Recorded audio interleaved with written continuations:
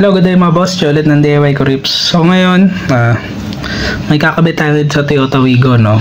So papalitan na natin yung low beam natin. So ang brand nito is Novsight. Yan.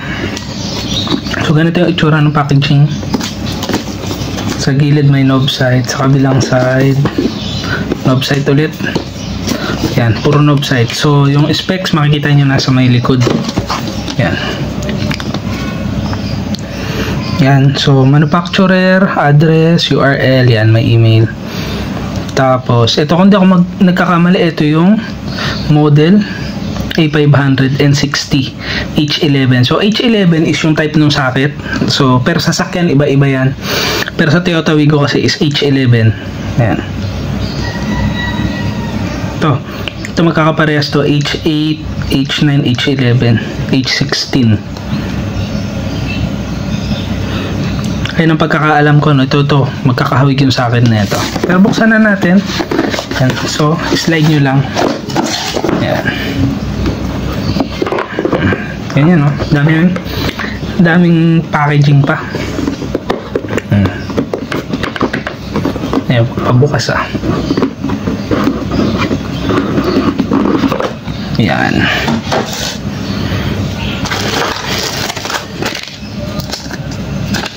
Warranty card.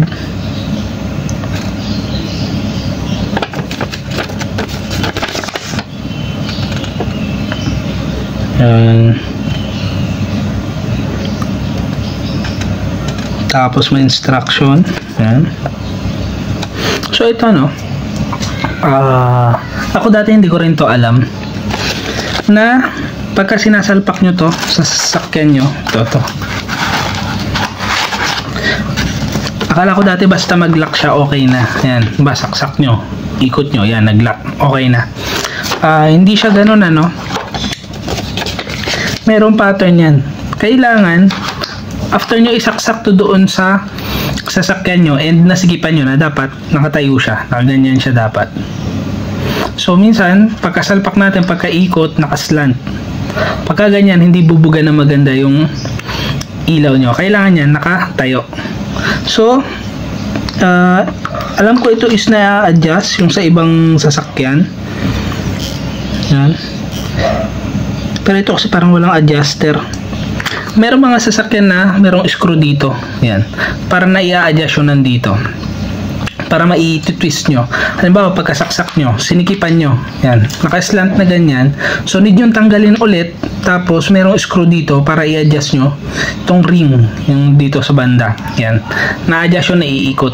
Tapos, saka nyo ulit sikipan. Saksak nyo. Tapos, ikot nyo. Hanggang tumama siya ng papaganyan. Pero ito parang wala akong nakikitang adjuster. Parang wala.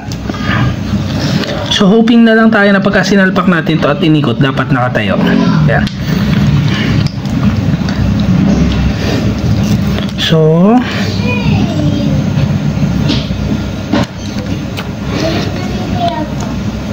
walang nakalagay kung ilang lumens ito. Ilang watts, wala din.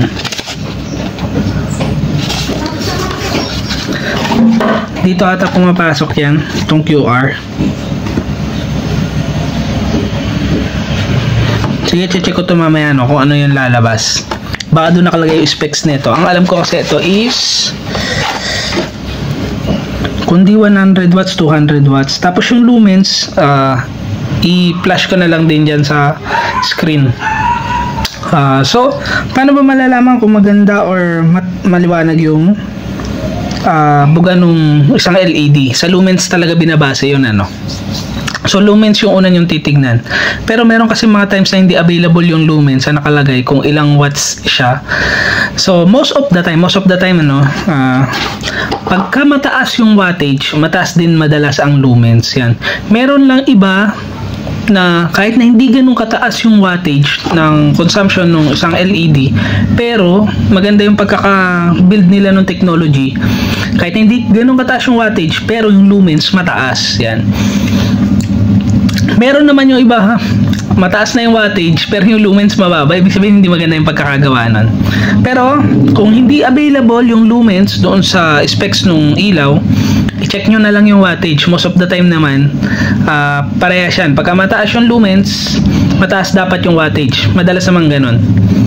Yung iba lang talaga magaling gumawa nung sa LED or magaling na sila sa technology na kahit na hindi ganun kataas yung wattage, kaya nilang pataasin yung lumens. Yan.